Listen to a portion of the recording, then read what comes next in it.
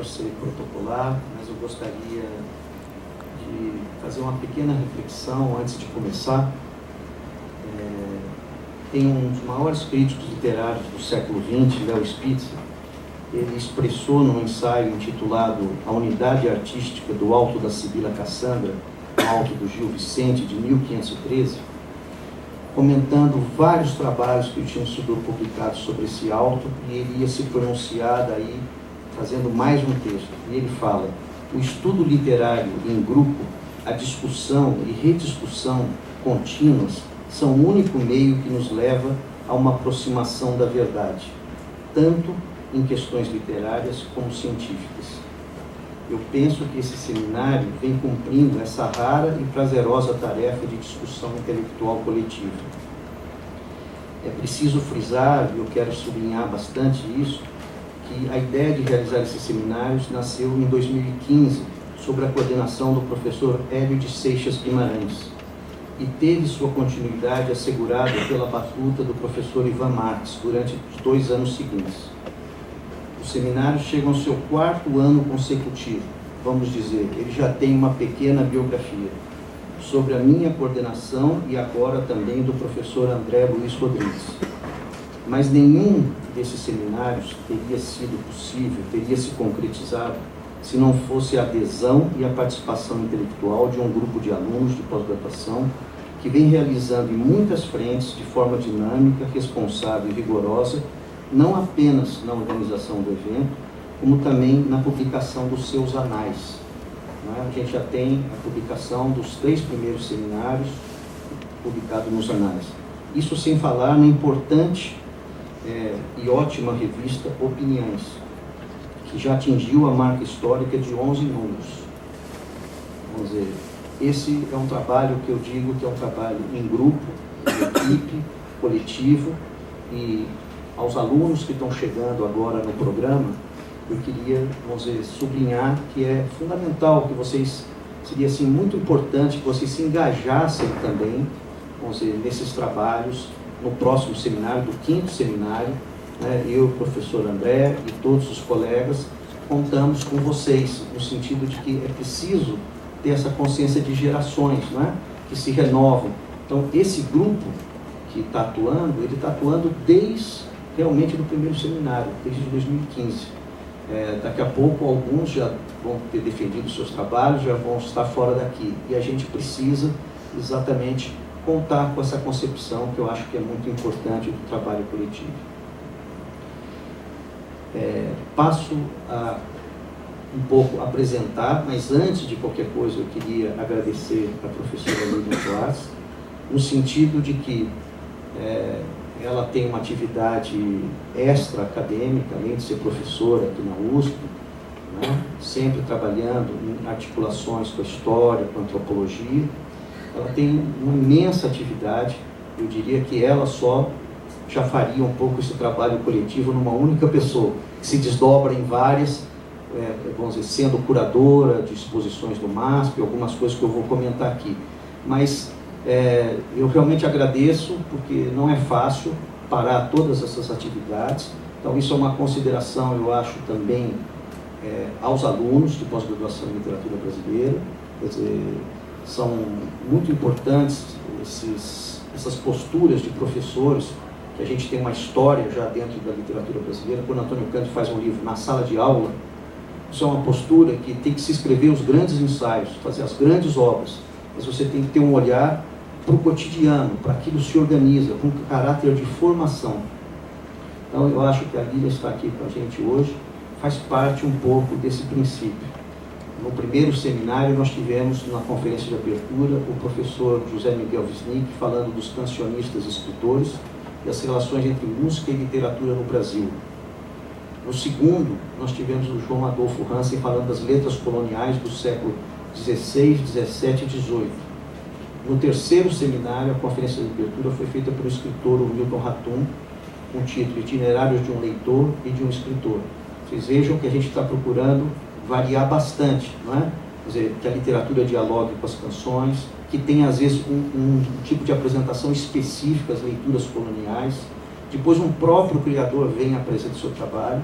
E hoje a gente estaria consolidando, eu acho isso, vamos dizer, criando um diálogo, vamos dizer, com outras áreas. A literatura brasileira teve sempre essa vocação de estar dialogando com a sociologia, com a história, com a filosofia.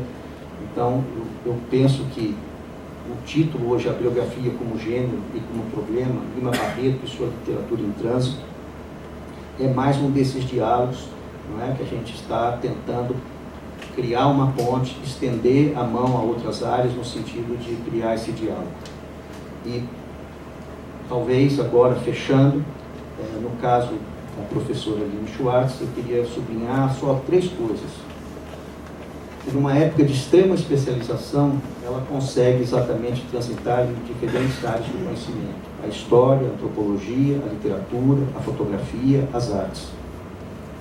Segundo, o que ela vai falar aqui hoje não é só, no fundo, da última obra, vamos dizer, sobre o Lima Barreto, mas ela já vem fazendo várias biografias. São biografias, eu diria, quase ensaios de interpretação sobre alguns períodos que vão construindo também um olhar. As Barbas do Imperador, de 1998, uma biografia de Dom Pedro II. O Sol do Brasil, de 2008, a vida e obra do pintor francês Nicolas Donet.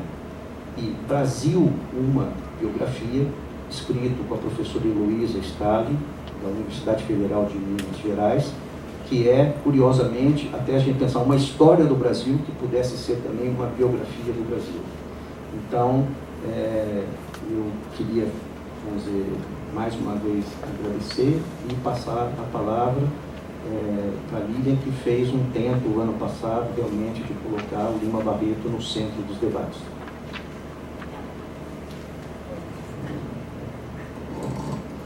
Muito obrigada. Não sei se vou conseguir falar sentada, eu sou um pouco quieta, qualquer coisa levando. Se isso aqui ficar, acho que vou até retirar. Mais fácil.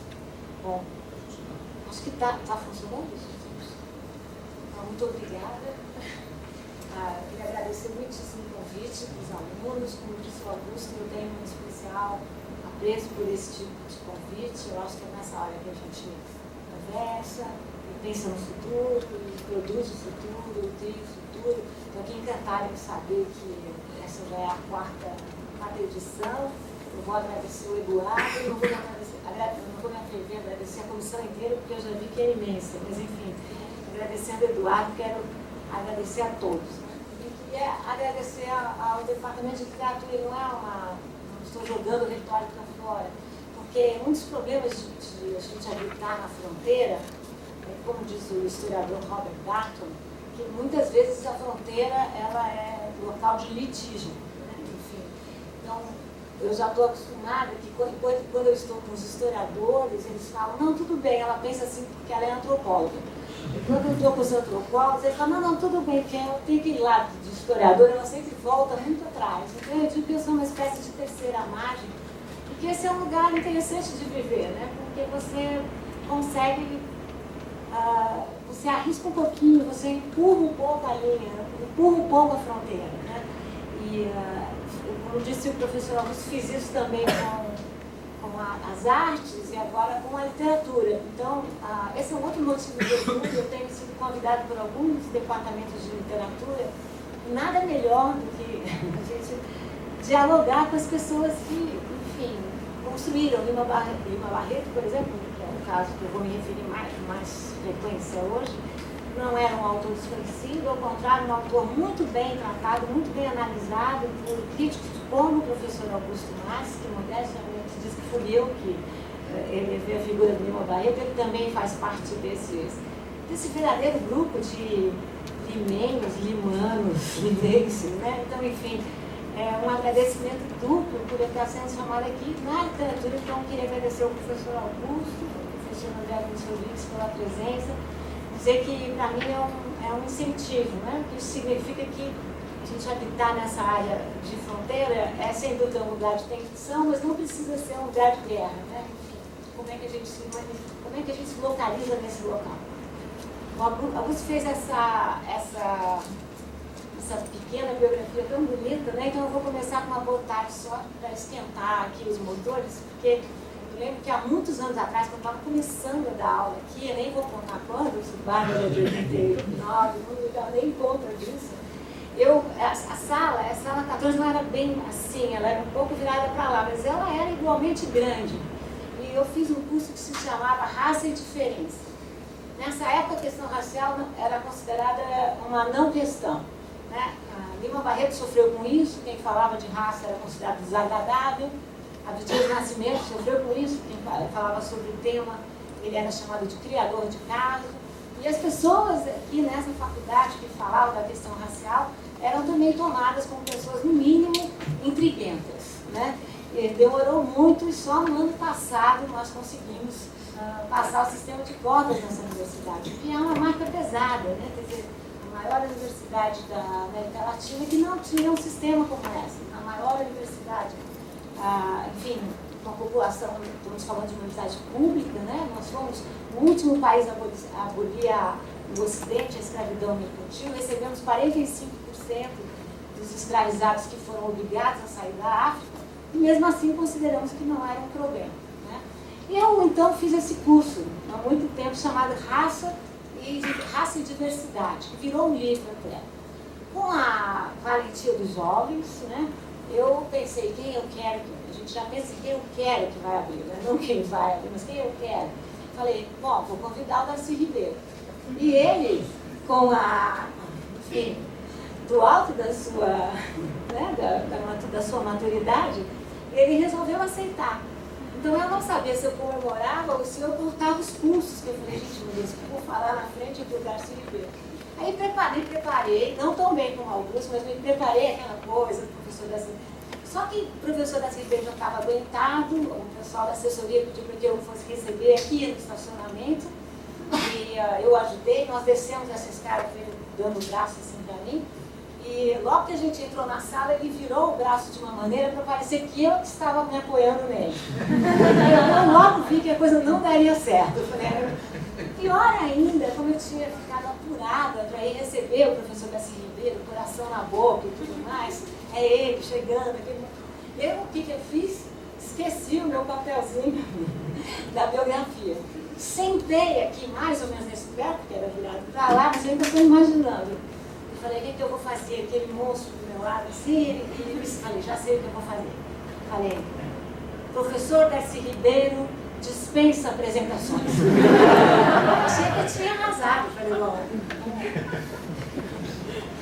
arrasei, agora já passamos essa etapa. Ao que o professor Darcy Ribeiro virou para mim e falou, dispenso não, menina, isso aqui não é departamento de antropologia, eu também gosto muito de algo. Pode caprichar muito que eu gosto, né? Na minha vida de biografia, começou desse jeito. Passei então a levar a sério as biografias. Isso que Augusto falou com tanta generosidade é verdade. Eu persigo, o verbo melhor, esse tema há muito tempo. As Barbas do Imperador foi a minha tese de livre-docência. Eu nem sabia que era isso, livre-docência não obrigatoriamente, vocês que estão entrando, vocês saberão, não obrigatoriamente a gente tem que apresentar um livro, né? Mas eu achei que queria. E escrevi essa biografia que já dialogava muito com as imagens, né? Eu lembro que um dos professores que estava na banca disse que não leria um capítulo porque era um capítulo feito de imagens e que nós, cientistas sociais, não trabalhávamos com imagens. Portanto, que ele considerava que o livro não tinha 19 capítulos, tinha 18, que ele não consideraria aquele. Então já era uma outra questão forte, né? Quando eu fui no dia da defesa, eu lembro que eu tive uma crise do lado do pobre do meu marido, que eu dizia assim, todo mundo conhece Pedro II, eles vão me arrasar, que eu vou falar de novo de Pedro II. E ele falou, não, mas há uma questão nova. Então, para vocês, como o nosso tema hoje é a biografia como gênero e como problema, eu penso que esse é um gênero, a biografia é um gênero muito, muito forte, tão forte que na historiografia ela se colou a história evenementielle, né? A história, uma história mais positivista, uma história dos dados, dos fatos, e sobretudo é um tipo de história cujo grande objetivo era enaltecer, né? Ou seja, só se fazia uma biografia para engrandecer o seu biografar, senão não se fazia. E também só se fazia uma biografia de grandes personagens, que são as biografias do século XIX, início do XX, sempre imperadores, papas, reis. Não, eu fui atrás, vocês podem me dizer, você não mudou nada, você fez o Pedro II, mas também fiz outros, vou mudar. Mas a ideia era pensar, a partir de uma série de autores que me informavam muito, me informam muito, a biografia como problema. Em que sentido? Que não importa tanto o objeto que você toma. Isso vale para as teses que vocês farão em geral. Importa muito mais a questão que vocês fazem para esse objeto. Ou seja, não existe um objeto em si. Existe um objeto a partir da pergunta que você faz a ele. Caso de Lima Barreto. Lima Barreto teve uma belíssima, uma importantíssima biografia escrita em 1952 por Francisco de Assis Barbosa.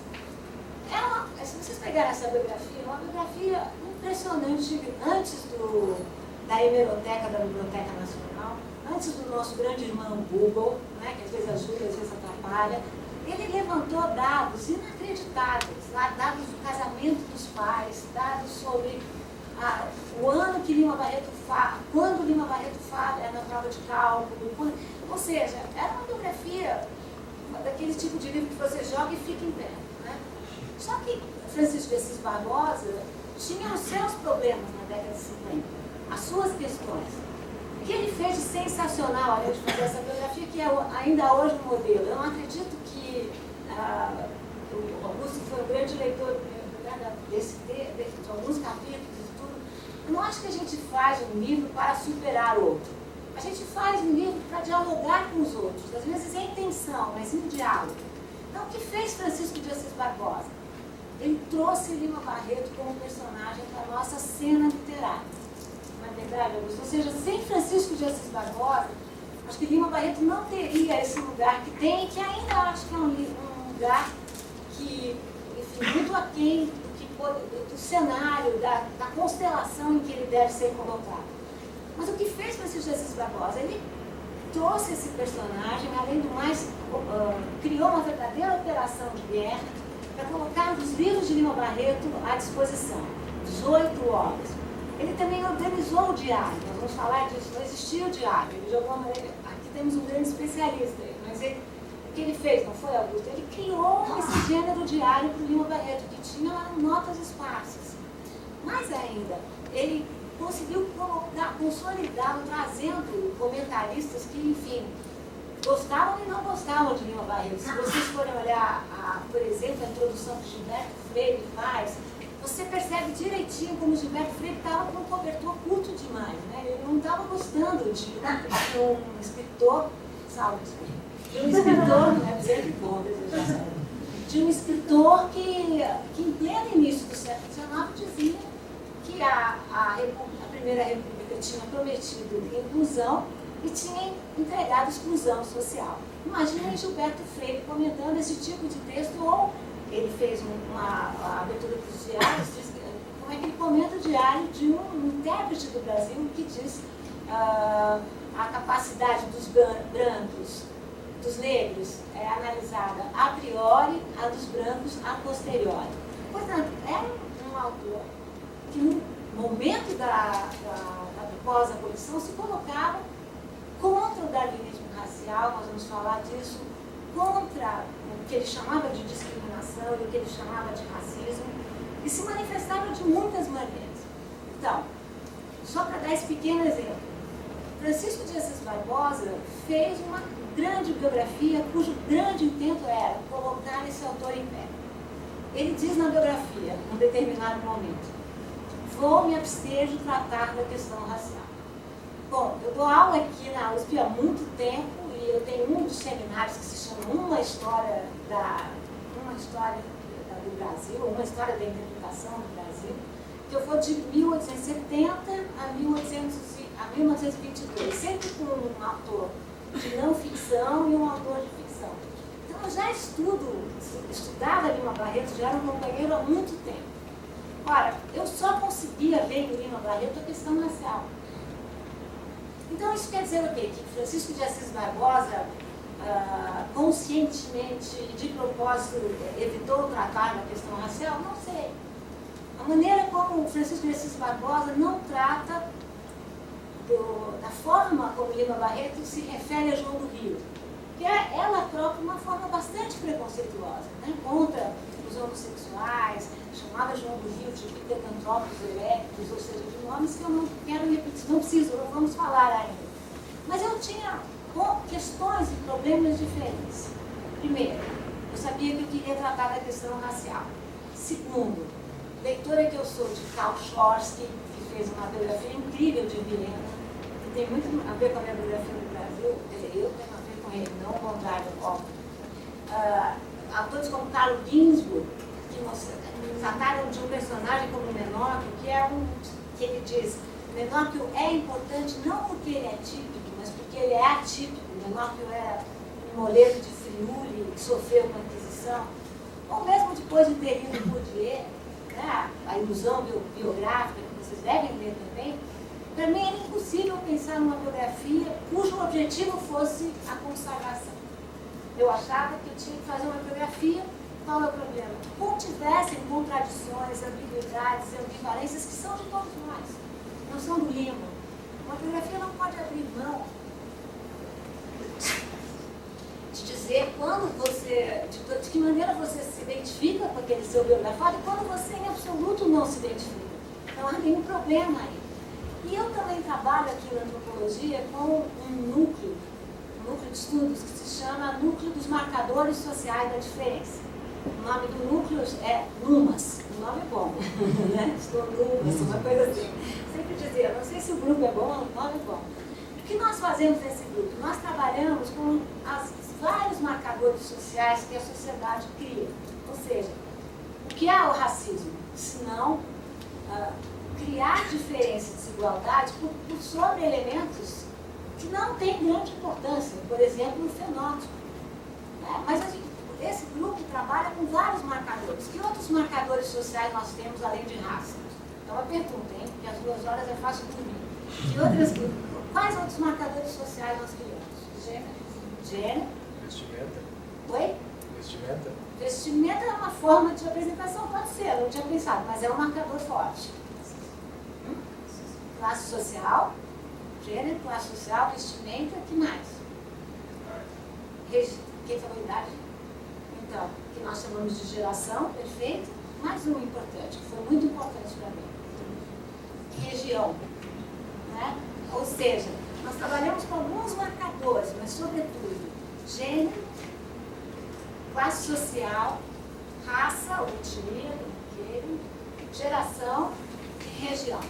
E a nossa questão não é tanto entender só gênero, ou só raça, mas é entender a intersecção. O que acontece na intersecção desses lugares?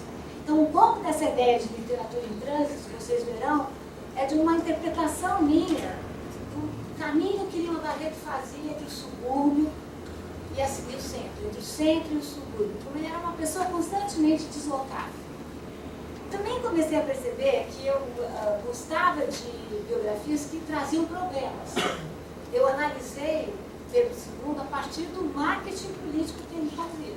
Ou seja, como ele se produziu muito precocemente a partir das imagens. Estou dando um curso agora no Instituto Moreira Salles, que é um curso sobre fotografia para ciências humanas. Eu começo o curso dizendo, eu não sou historiadora da arte, eu não sou crítica de arte, não sou crítica de literatura, e eu sempre brinco no MASP que como curador eu sou boa antropóloga e historiadora. Então, enfim, eu não me coloco nesse lugar, mas talvez o que é que nós podemos oferecer que talvez o crítico não traga. Nós aqui, estou falando desse prédio, estou falando nós errado, não são vocês, história, antropologia, ciências sociais.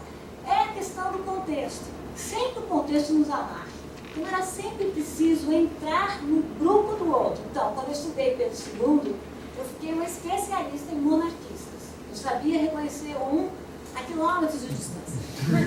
Morei muito tempo no Palácio do Grão-Pará. E tipo, Dom Pedro Gração ainda estava vivo. Ele fazia, todo dia eu tinha que tomar café com ele e o seu papagaio, e o papagaio falava com sotaque francês, falava, não Pedro, falava, cala a boca, papagaio. E no último dia da minha pesquisa, quando eu ia logo, ele veio na primeira fila, na apresentação do livro, ele falou, Madame Lili, não, desabafo, porque ele misturava o português e o francês. Agora eu quero saber, você é monarquista ou não?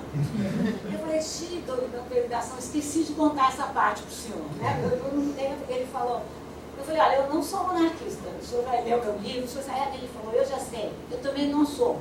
Ele falou, não, porque tem muito idiota que está perdendo a cabeça por causa dos presidentes, era a época do color de mel, Collor, ele falou, veja o color de mel. Então, enfim, não é que eu virei uma monarquista, mas eu tive que pensar um pouco com os aparelhos de enaltecimento desse grupo. Isso faz parte, você tem que entrar nesse mundo.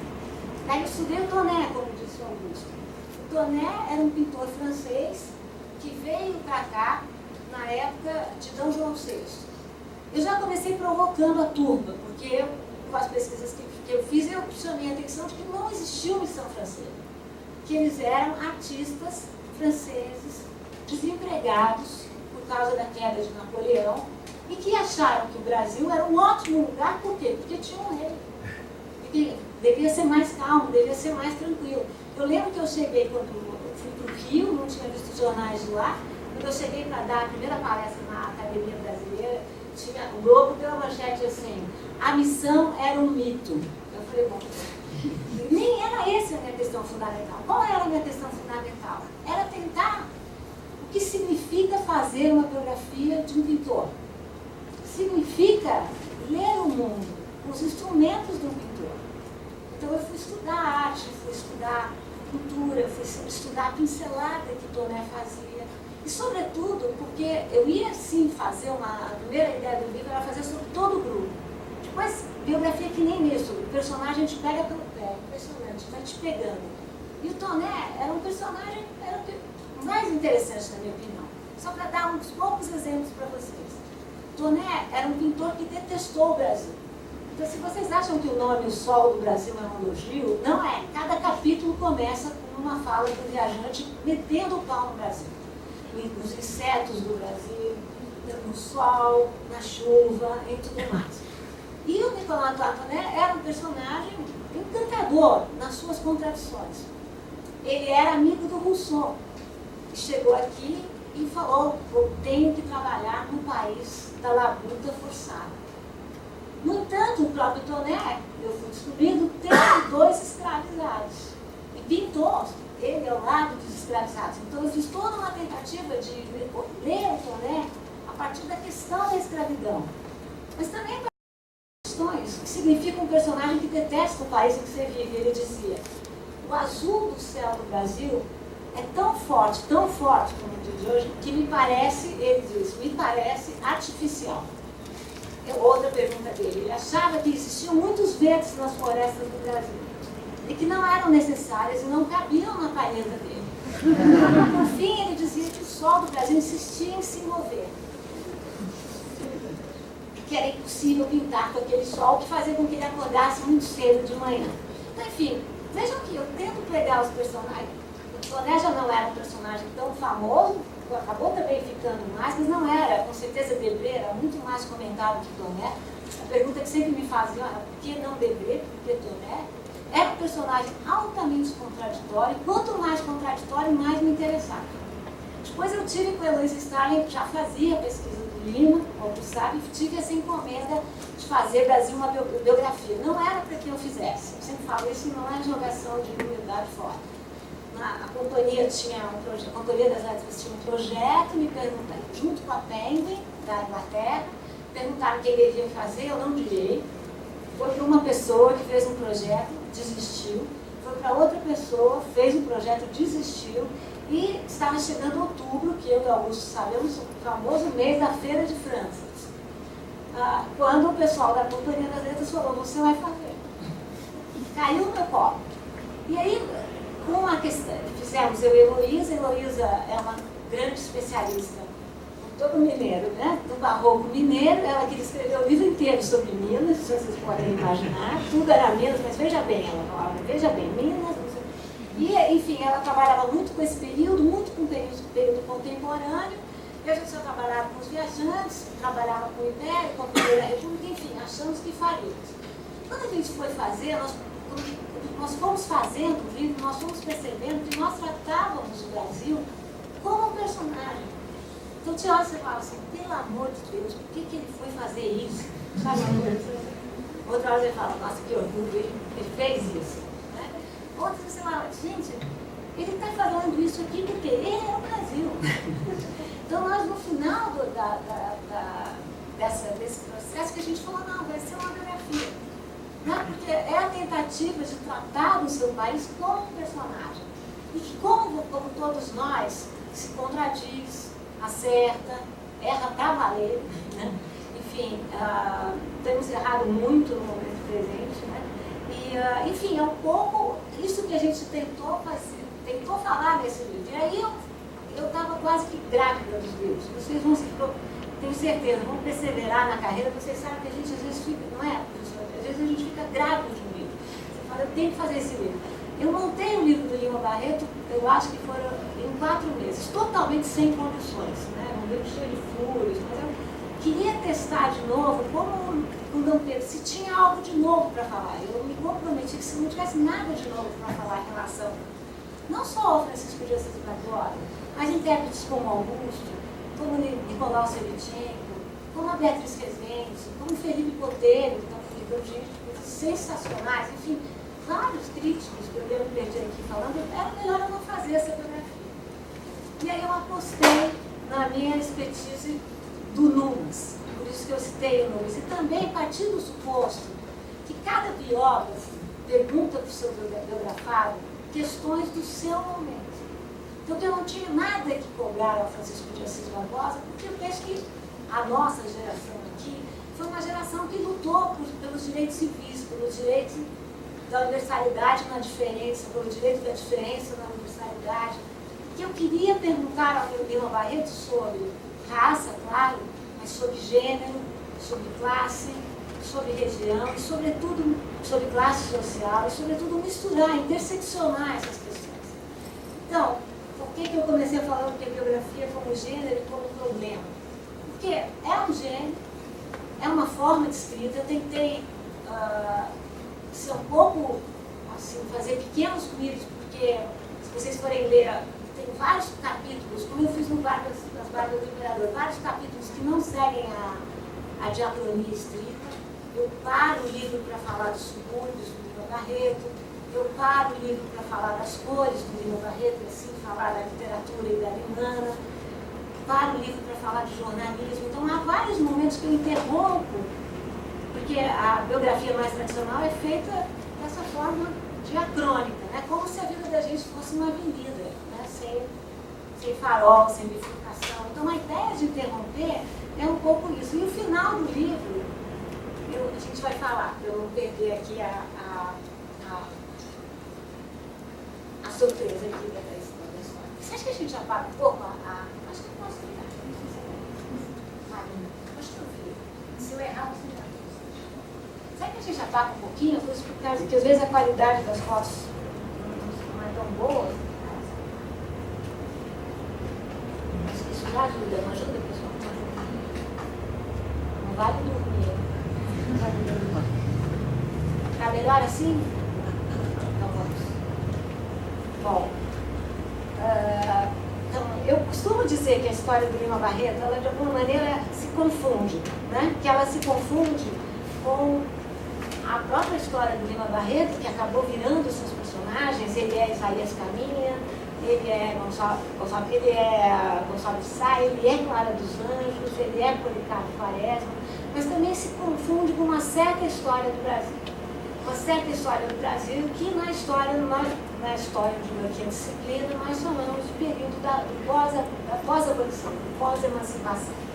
Um período muito crítico na história brasileira, um período cheio de golpes de Estado, um período de muita frustração, em que a palavra liberdade foi elevada como a grande palavra do contexto, mas que, enfim, ela não mostrou exatamente, pelo menos nesse primeiro momento, ao que ela veio. Essa história, começa a história do Lima Barreto um pouco diacronicamente, depois nós vamos incomodando aqui essa diacronia tão certa. Mas a história de Lima Barreto também é um pouco a história do Brasil, porque Lima Barreto conhecia o lado materno da sua família, mas desconhecia exatamente o lado paterno. Na foto vocês veem aqui Manuel Feliciano Pereira de Carvalho, que era o proprietário da avó de Lima Barreto, pelo lado materno, e que provavelmente era também o proprietário da avó de Lima Barreto, e ele sim, avô de Lima Barreto. Então eu digo que essa é uma história muito brasileira, porque até hoje vocês sabem, dentro dos censos, o quanto que os censos são cada vez mais, né, controlados e mantidos, os núcleos familiares são mantidos por mulheres. Essa história um pouco do lado materno de Lima Barreto. A história do lado paterno de Lima Barreto não é muito diferente. João Henriques de Lima Barreto, o pai de Lima Barreto, era filho de um madeireiro português, né, com uma escravizada também.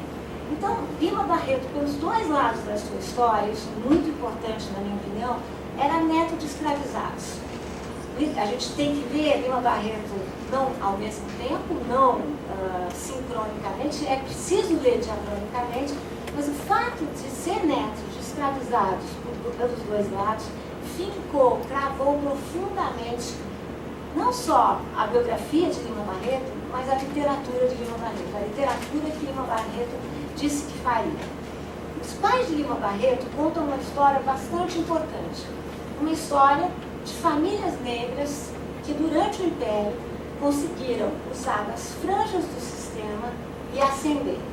Eu não estou com isso querendo dizer que o Império facilitou a vida dos escravizados. Ao contrário, eu comecei essa palestra dizendo que o Brasil foi o último país a abolir a escravidão. No entanto, uma série de famílias negras conseguiram driblar essa armadura pesada e ascender socialmente e, sobretudo, educacionalmente. Por isso que eu acredito tanto em cotas. A família dos Barretos acreditava que a verdadeira emancipação vinha da educação e não só do corpo frio da lei. João Henrique se forma tipógrafo. Eu acho que é muito simbólico o fato dele ser tipógrafo, né? Era uma classe importante de trabalhadores, uma classe que lidava com letras, né? Lidava com palavras, lidava com a escrita. E João Henrique sempre foi muito orgulhoso da sua capacidade de lidar com a escrita. João Henrique publica em 1888 o Manual do Tipógrafo, que é o primeiro livro, na verdade ele traduz, né, o Manual do Tipógrafo, é o primeiro manual que o Brasil contou para a produção dos tipos, dos chamados tipos móveis, né?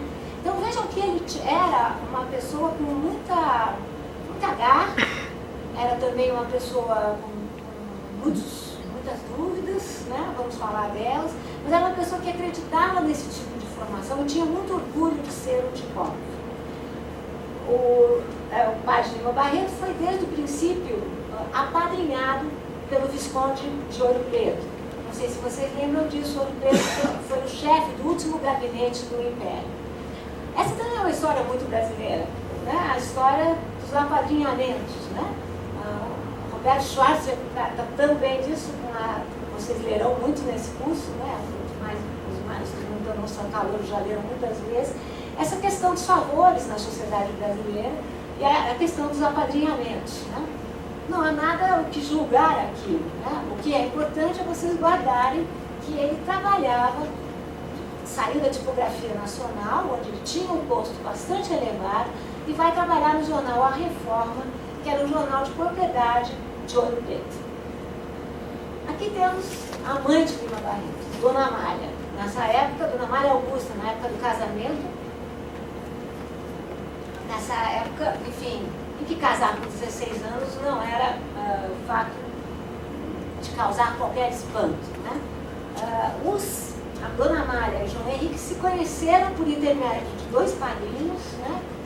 Ambos acharam que seria uma boa aposta, porque Dona Amália vinha de uma família, ela mesmo já nasceu liberta, como o pai de Lima Barreto. Isso é muito importante, o pai e a mãe eram libertos, né? Isso faz muita diferença nesse contexto, pessoal, a gente pode falar mais sobre isso. Dona Amália se educou para ser uma mestre-escola, né? Ela era diretora de uma escola, o Santa Rosa, né? E uma escola que aparecia no Almanaque de Lammerts. O Almanaque de Lammerts era a principal publicação, a publicação que nós historiadores mais usamos para avaliar a relevância e a importância ou não de uma instituição, e ela trabalhava numa escola para moças.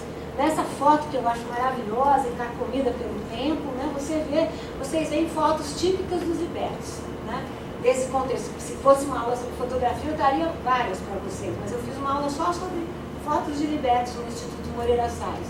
Que o que eles fazem para mostrar o seu lugar, eles se vestem de uma maneira, enfim, vejam como ela está muito vestida, ela apoia o braço na balustrada ou na mesa, porque nesse momento estamos falando de uma foto cuja lente se abre muito lentamente, então qualquer movimento geraria uma reprodução tal qual um fantasma. A gente antes achava que as primeiras fotos, que não tinha ninguém na rua, estava cheio de gente na rua, era o daguerreótipo que não conseguia pegar o movimento, então ficava tudo como se fosse fantasma. E veja como ela encara o fotógrafo, como ela encara de frente, né? Ou seja, como se ela pudesse imaginar um destino diferente para ela, diferente do que tinha sido o destino da mãe dela, por exemplo. Bom, a Dona Amália Augusta continua com o seu trabalho na escola e ambos os Barreto, eles se mudam para Laranjeiras. Laranjeiras era um bairro muito interessante nesse momento, ainda é. A doutora Alberta com a Silva mora lá, a gente sempre vai passear lá. Mas era particularmente interessante porque era um bairro nós falávamos de fronteira no começo dessa nossa conversa, um bairro de fronteira. Se vocês olharem essa foto, vocês têm do lado casarões e do outro lado casebres mesmo. Essa foto já é de 1908, mas a Isabel, antes de ir, a princesa Isabel parece que tem 7 anos. A princesa Isabel morou nesse bairro. O próprio Visconde de Ouro Preto morou nesse bairro. Mas ao mesmo tempo você tinha jovens casais que iam fazendo projetos de ascendência. Ao fundo vocês veem os sedutores lá no canto, e no meio, me emociona muito nessa foto essa mistura dos moleques, né, como se dizia, na rua, né, enfim, que era um pouco a característica do bairro que os Barretos ensinaram a morar. Santa Rosa ficava do lado do Colégio Abílio, lembram quem estudou no Abílio? Que era, do Ateneu, né? Que era um colégio de elite. Então vocês vejam como nesse momento parecia, não foi o que aconteceu, mas parecia que a ideia de liberdade seria de fato uma realidade. Parecia, né? Dona Maria Augusta vai ter um filho atrás do outro. O primeiro filho que se chama Nicomedes, né? O primeiro filho que não, como se dizia na linguagem da época, não vinga, viveu só 8 dias, mas teve consequências graves para Dona Maria Amália, que contraiu uma paralisia nas pernas. Logo depois, em 13 de maio de 1888, nasce Lima Barreto, 7 anos antes da abolição da escravidão. Claro que ninguém podia adivinhar, mas Lima Barreto, como diz Machado de Assis, as coisas só são previsíveis quando... Não, Machado não, Conselheiro Aires, tem que tomar cuidado. As coisas só são previsíveis quando já aconteceram, certo? Mas Lima Barreto tomaria essa data de 13 de maio, 7 anos antes da certa, como uma espécie de presságio. Ele era menino, tinha 7 anos, e há uma coluna que Lima Barreto escreve muitas vezes, e eu chamo esse tipo de, não uma coluna crônica, eu chamo desse tipo de crônica também de uma crônica em trânsito, porque durante muito tempo a crítica disse que Lima Barreto era entregado os textos cheio de gatos, sem corrigir, mas cada vez mais, vocês podem descobrir mais ainda, nós vamos encontrando versões das versões do texto. Isso acontece muitas vezes, e acontece muito com esse texto que se chama 13 de Maio, Liberdade. Não vou ler muito, mas eu acho que vou ler uma parte aqui para vocês. A primeira vez que Lima Barreto escreveu esse texto, ele ainda era menino. E ele conta um momento em que a professora Teresa Pimentel do Amaral chegou na classe e disse que não haviam mais escravos no Brasil.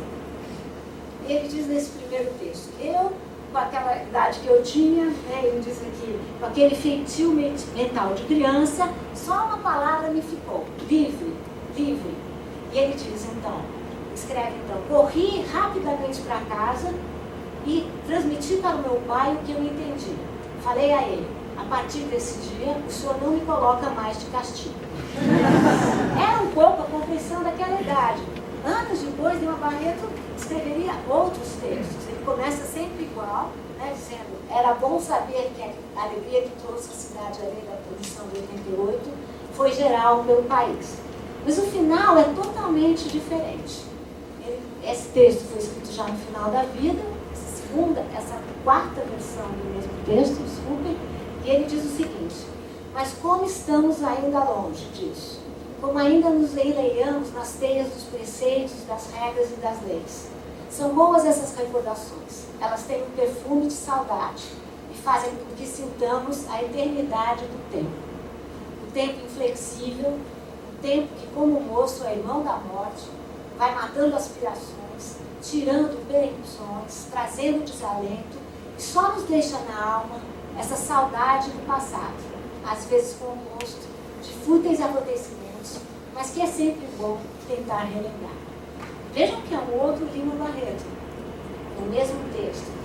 E vejam as armadilhas que, a gente tomar os documentos por ele só, as armadilhas que eles podem causar. Nesse meu livro, eu tento ler o documento nas suas várias versões, para mostrar como o documento acompanhou essa reflexão sobre o tempo tão bonito, né? O tempo inflexível, e essa reflexão dele, enfim, de desalento em relação à primeira ideia de livre, ou liberdade, ou o que vocês quiserem. Dona Amália teria um filho após o outro, né? Depois viria a irmã de Lima Barreto, que seria a mais amiga dele, né? Nós vamos falar bastante dela, porque ela vai ajudar a organizar o diário junto com Francisco de Assis Barbosa, a Evangelina, viriam Eliezer, viriam Carlindo, que fazem muito parte dos diários de Lima Barreto e de forma muitas vezes muito tensa, muito conflituosa, né? Nesse movimento todo de ter um filho atrás do outro, a Dona Amália cometeria tuberculose. Tuberculose era então conhecida como peste negra. Vocês vejam como os termos não são inocentes, né? Podia chamar de negra, né? Podia ser talvez peste branca, né? Afinal vinha também dos navios da Europa, por isso que poderia ser branca. Mas a peste negra que mais matava no Brasil, enfim, tomou o corpo de Dona Amália. Dona Amália vai fazer vários tratamentos. Essa é uma propaganda de um balneário na época. Os Barretos se mudam, eles moravam nos subúrbios, se mudam para perto da praia para, enfim, fazer esse tratamento, nada dá certo, e Dona Amália falece sem ver no dia 13 de maio de 1888. O dia 13 de maio de 1888 tem a maior importância para João Henriques e para Lima Barreto também. Esse é o texto da Lei Áurea. Eu não sei se vocês sabem, mas ele foi composto por tipos especiais.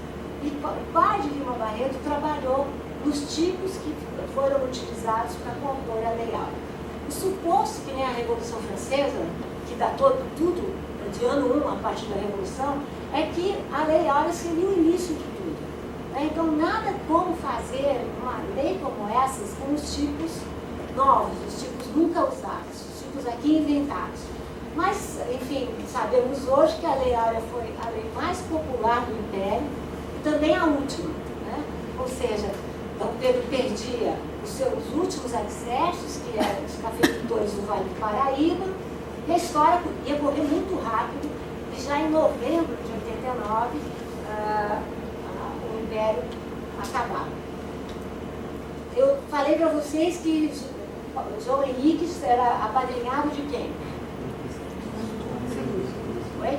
Não vai falar assim, não. Conhece quem é? O Visconde de Ouro Preto, né? E ele trabalhava no jornal do Visconde de Ouro Preto. Portanto, caindo o Império, o Visconde de Ouro Preto foi para o exílio e João Henriques foi um dos primeiros desempregados da República.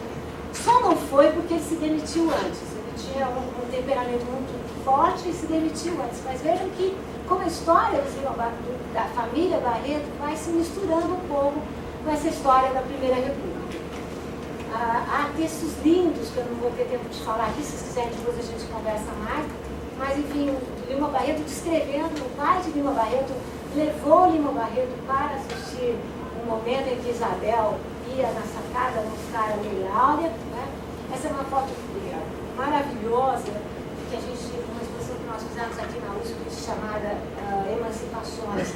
Nós apresentamos ela, o tamanho dessa sala. É possível reconhecer todas as irmandades, e sobretudo irmandades negras, que vieram ao momento enfim, ao momento simbólico da abolição da escravidão. É possível reconhecer uma mãe negra que carrega seu filho. É possível ver um homem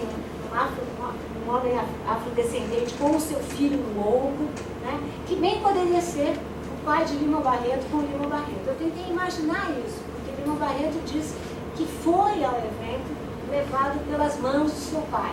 Ele disse, ela me parecia muito branca, ela era Isabel, quase uma princesa. Então veja, o olho de Lima Barreto ainda nesse momento, porque isso que eu digo que a gente tem que fazer com a biografia. Não é possível transformar a pessoa num premeditado, num paladino. Enfim, Lima Barreto era uma criança de 7 anos, com o olhar de uma criança de 7 anos, feliz com a ideia de liberdade. E uma criança de 7 anos que dizia que até aquele contexto ele não tinha ouvido falar muito da questão da escravidão.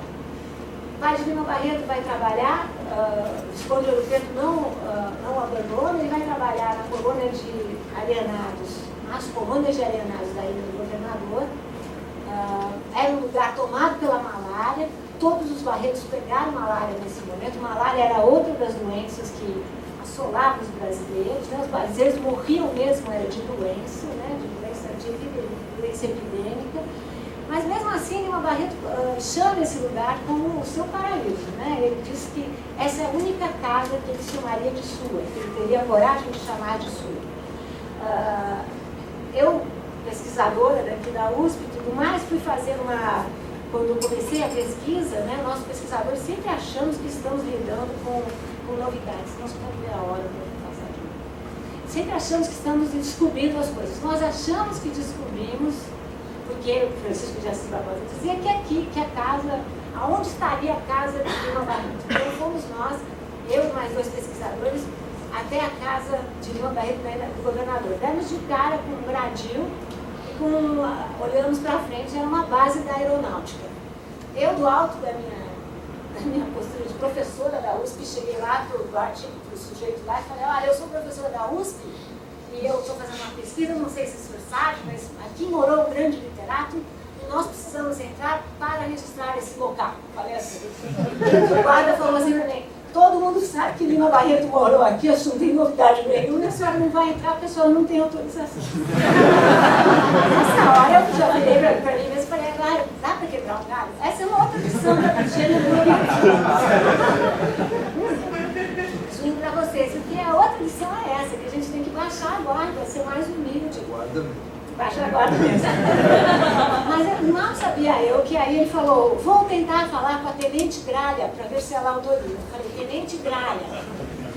Mas não vai aquela coisa segurar ao lado. Aí veio a Tenente Gralha, autorizou a entrada. Aí veio a Tenente Gralha, toda vestida, com um carro, um jipe militar. E a gente passava assim, eu via a casa ficando para trás, e todo mundo dando continência. Já é a situação mais surreal, tanto que eu começo o livro contando essa situação. E no fim, a Tenente Gralha, de noite, ela tirava a farda e vestia uma roupa de estudante e fazia o quê? Pós-graduação em patrimônio cultural. Estudava o quê? A casa do Lima Barreto. Quer dizer, então vejam que a biografia nem sempre é a descoberta, qual é o problema dela, né? Que atrás da ideia de gênero biográfico fala a ideia de descoberta. Nem sempre é a descoberta que faz a sua biografia. Muitas vezes é o olhar que você deita a essa descoberta. Essa então é a casa da aeronáutica, agora onde a gente está fazendo uma campanha grande para que a casa seja de fato tombada. Acho que vamos conseguir. No momento eles guardam mísseis nesse local.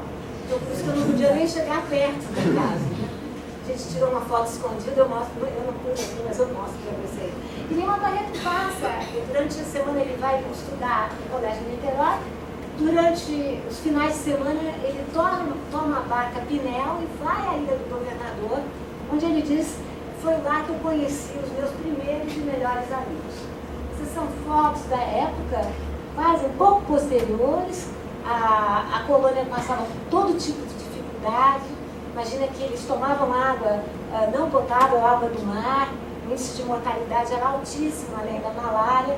Mas Lima Barreto lá conheceu amigos de vida toda. Um deles era Manuel Cabinda. Eu sugiro vivamente que vocês leiam essa... às vezes, não sei se alguns concordam comigo, mas a fronteira entre crônica e conto no Lima Barreto é muito frágil. Até porque foi o professor Augusto que disse que Lima Barreto sempre ficcionalizou a sua vida, né? Então, o que é ficção e o que não é, assim, é difícil apostar.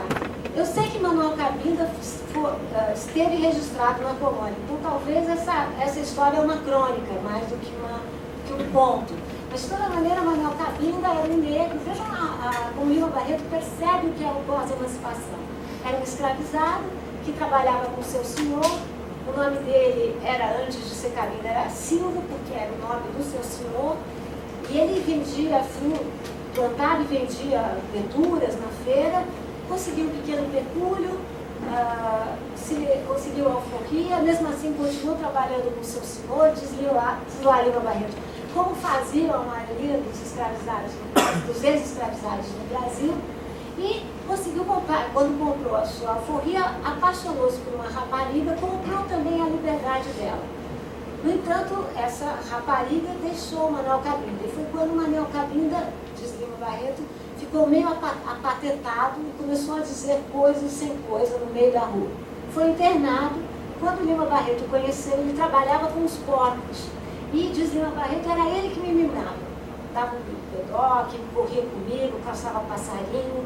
E diz Lima Barreto, quando nós, Barretos, sofremos dificuldades econômicas, foi Manuel Cabinda que se ofereceu para pagar pelos nossos problemas financeiros.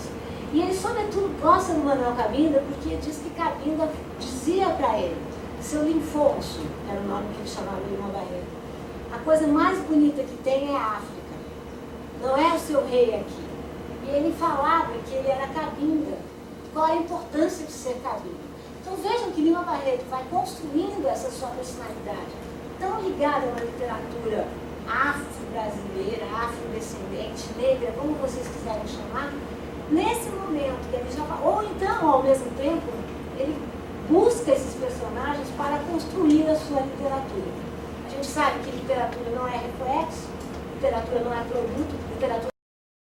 Então, é essa reflexibilidade que me interessa entender. O Lima que vai se construindo dessa maneira.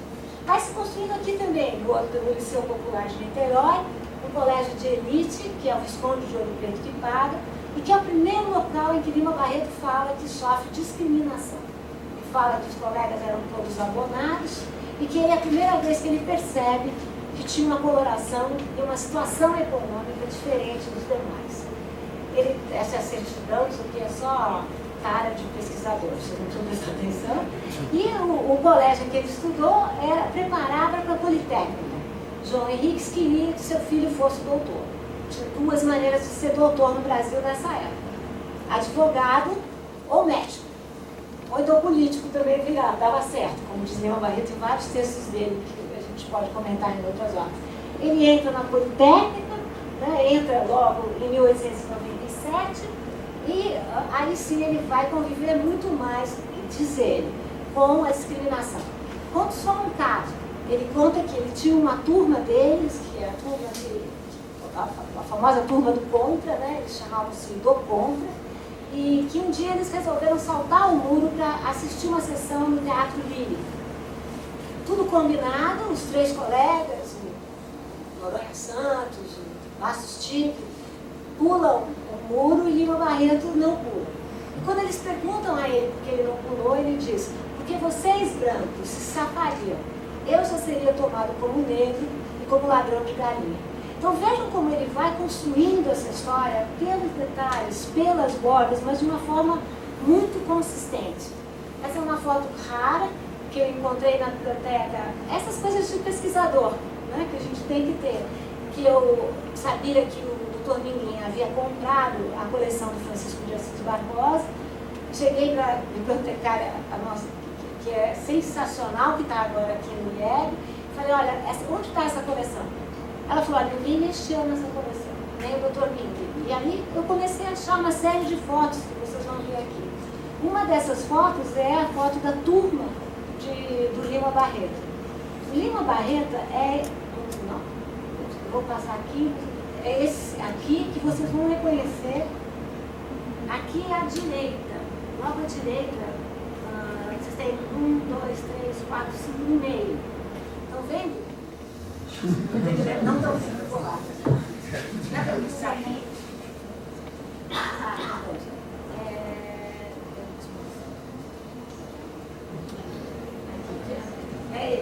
Vocês vejam que o Lima Barreto está aqui, ele tem uma coloração diferente, um cabelo diferente, uma roupa diferente. Porque se vocês olharem no detalhe, a gravata é grande demais para ele. A roupa é grande demais. Quer dizer, com certeza vestiram o Lima Barreto para que ele pudesse constar da foto dessa maneira. Também é uma questão bastante interessante, porque ele olha para frente. É muito interessante, claro, isso aí a gente, de novo, não poderia imaginar, mas é interessante que ele não olhe para a foto, né? E, enfim, ele era em tudo distinto dos mais colegas. Ele descreveria como uma velha terrível dos mais colegas, falando que eles viajavam compravam suas roupas na Europa, ou compravam suas polainas na loja mais chique do Rio de Janeiro, e ele seria diferente. Nessa época, Lima Barreto começa a beber. E começa a fazer parte de um grupo que se chamava Confraria do Esplendor dos Amanuenses. Hoje a gente sabe também que o pai de Lima também bebia, nós vamos falar um pouco mais disso. Mas não há nenhum dado hereditário aí, como se tentou fazer durante muito tempo. Era um grupo boêmio, no sentido de fazer um outro tipo de literatura e de se opor muito mais à forma institucional da Academia Brasileira de Artes do que exatamente alguns de seus escritores, por exemplo, Machado de Assis. Augusto sabe, todo mundo que estuda Lima Barreto, sempre vem alguém para você e pergunta assim, então você é contra Machado, né? Porque tem esse tipo de fla-flu que não vale a pena, sabe? Quer dizer, são projetos, eu vou tentar, projetos literários distintos, perseguem questões existenciais distintas, e Lima Barreto faria cada vez mais isso que ele chamará de uma literatura militante. E está lá cada vez mais. Mas o universo da bebida era muito forte, né? Nesse grupo do Lima Barreto, que se autodenominou como Esplendor dos Amanuenses. Vocês já vão entender por quê. Eles brincavam tanto e ficcionalizavam tanto que Lima Barreto escreveu certa vez que nesse café de Java, não era nesse não, o Café Papagaio, que ficavam todos nas imediações do Lago de São Francisco, até o papagaio bebia. E que quando o papagaio bebia, ele ficava ébrio e costumava falar impropérios contra a República. Enfim, e dizem eles que o papagaio foi preso, que eles tiveram que imaginar que o papagaio foi preso. Mas esse é um pouco o clima desse grupo, dessa confraria do contra. Né? Eu coloquei só esse caderno, uma folha retirada do caderno em que Lima Barreto estava na Politécnica, porque Lima também viraria um crônico. Ele sistematicamente seria reprovado em cálculo. Quando eu lancei o livro no Rio de Janeiro, nós tivemos veio um dos professores da Politécnica e dizer que eles iam fazer uma moção na Politécnica que o sistema de cotas da Politécnica no Rio de Janeiro implicaria em aula de cálculo, porque eles reconheciam, a partir de Lima Barreto, como o problema do cálculo era um problema de uma formação deficitária, que não tinha a ver, e que era muito comum na época. O fato é que Lima Barreto escreve uma crônica maravilhosa chamada Eu Sou Crônico. Né? Ele tinha essa mania que ele pegava coisas do dia a dia e transformava em metáforas sociais. Então, eu sou crônico, tinha a ver com eu sou crônico, porque eu não passo de ano, mas eu sou crônico porque eu não me incluo nesse local, eu não faço parte desse local. Na virada do século, ele começa a escrever diários íntimos. Diário íntimo. A gente fala diários, né? Porque agora juntam-se dois diários. Augusto vai falar mais sobre isso pra gente. E uma das primeiras frases é essa que eu coloquei lá, que eu coloco lá, né? A vida é uma escalada de titãs. Que é uma beleza, né? Mostra um pouco o que os Barretos pretendiam, né? A ideia da escalada, né? Uma escalada de gigantes. E ele também escreveu uma frase que eu acho maravilhosa, que é: quando comecei a escrever este diário, uma esperança pousou. Então vejam que é um Lima Barreto contra, mas esperançoso. E é uma esperança que vai cair rapidamente. Em 1902, o pai de Lima Barreto, que também se inventava, João Henrique, era impressionante como ele virava administrador, virava agrônomo, virava tudo. O pai de João Henrique vai vai ter um problema com as contas, e nesse problema com as contas ele não é acusado publicamente, e ele tem os primeiros sinais de loucura. Esses sinais permaneceriam. O pai de Lima Barreto seria aposentado em 1903, e a Lima Barreto, juntando 2 mais 2, deixa de ser deixa de ser aluno da Politécnica e passa a atuar como amanuense. Ele presta um concurso, concursos que tinham várias provas, ele fica em segundo lugar e a sua pior nota é em caligrafia. E amanuense, não sei se vocês sabem, são pessoas que redigem. Então imagina que deveria ser um péssimo amanuense, né? Porque redigir atas, leis e tudo mais. E ele escreve também uma crônica chamada Essa Minha Letra, que ele faz o mesmo jogo. Parece que essa minha letra, ele está falando da letra ruim que ele tem. Mas ele está mais uma vez falando do quê? De letra social. Então, Lima Barreto entra no funcionalismo público, detestava o funcionalismo público, escrevia as suas crônicas, contos e os romances também, no verso da Secretaria da Guerra. Vocês vejam como ele usava o tempo dele. Enfim, e nessa época ele começa a viajar muito, né? Viaja sempre de Todos os Santos, que era o bairro que ele morava, né?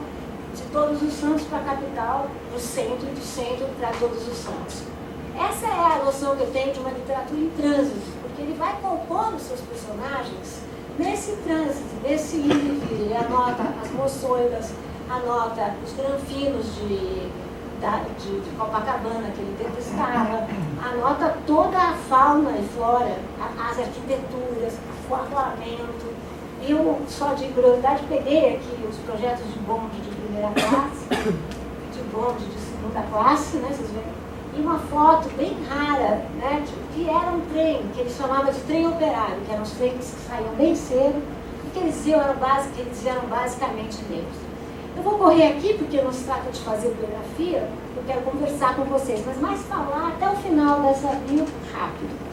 Esse é Todos os Santos, lugar pacato, que Lima Barreto dizia, o que faltavam lá eram os santos, ou então os santos tinham abandonado a vizinhança de Todos os Santos.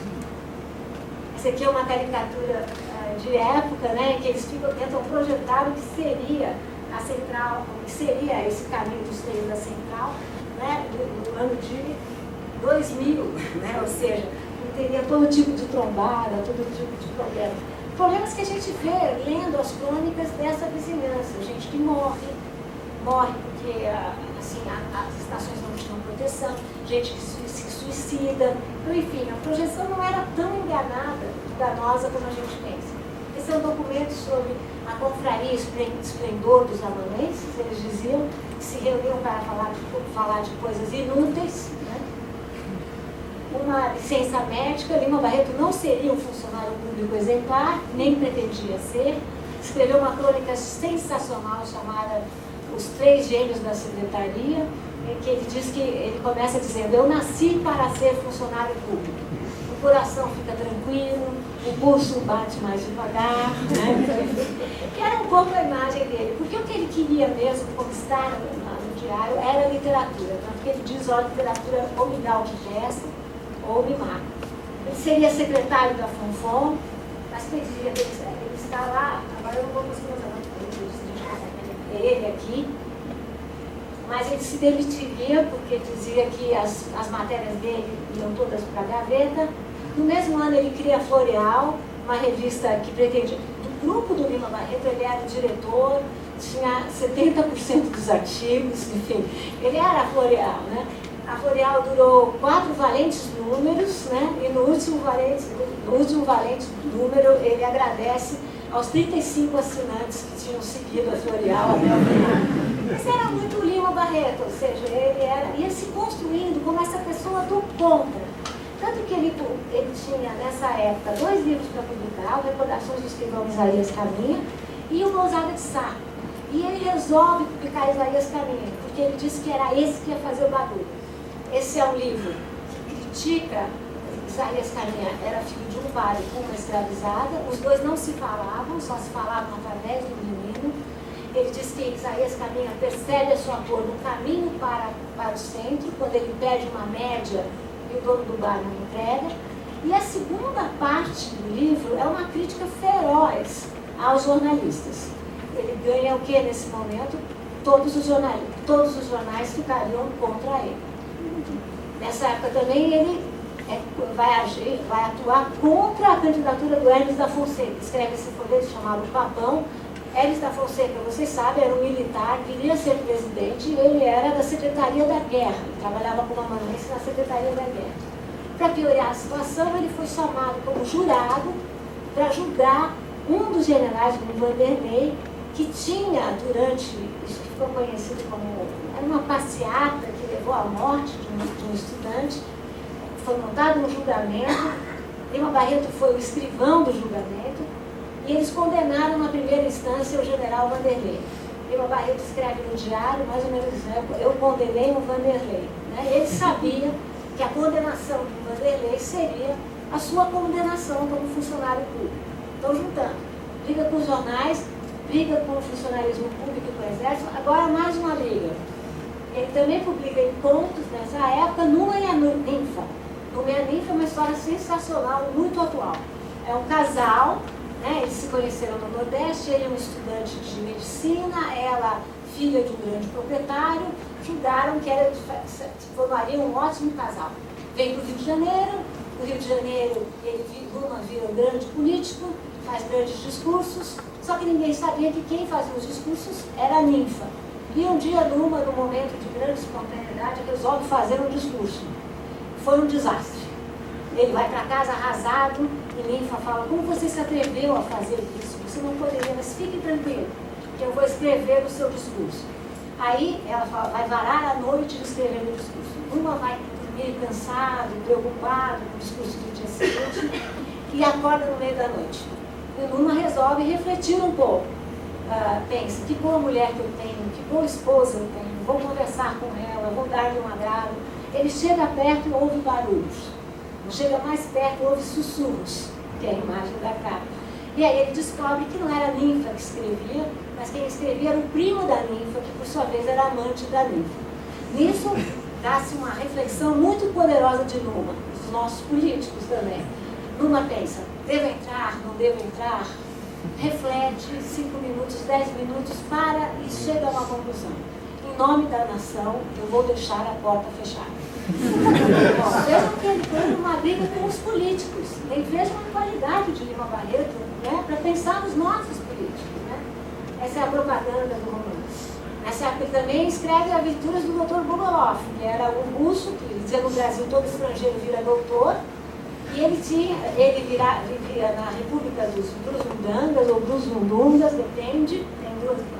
E o doutor Bogolov, como todo bom doutor, tinha uma tese. Ele era especializado numa tese muito bem acabada sobre a corrupção que existia nos Brusmundungas. Novamente, vejam a atualidade. Esses são 2 romances. Quem me passou foi Augusto, capas de 2 romances pornográficos. Nem Augusto nem eu descobrimos o enredo desses romances. Quem descobriu ganha um pirulito dos 2, certo? Depois da publicação, um rapaz localizou o pseudônimo que ele usava. Foi comigo, a gente estava junto. Eu ofereci um pirulito e ele ganhou o pirulito. Isso que o falou, foi impressionante. Ele achou o pseudônimo, mas a gente, como eram folhetos, né? Isso não fica nas bibliotecas, né? Até agora não encontramos. Em 14, Lima é internado. A bebida já ia tomando Lima Barreto. Essa vez é o próprio irmão que o leva, Carlinho. E ele, portanto, sabe quem é Lima Barreto. Ele é internado nessa sessão chamada Pandemônio.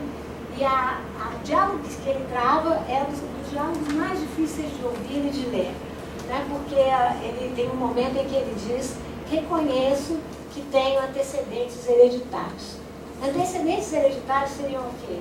Estigmas do darwinismo racial. Quais seriam?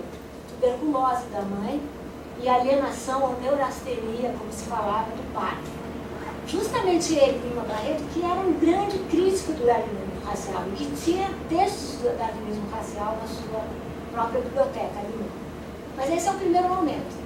Nesse primeiro momento, estamos em 14, o escrivão colocou na anamnese que Lima Barreto era escritor, era funcionário público e, como conclusão, como cor social, ele colocou que Lima Barreto era branco.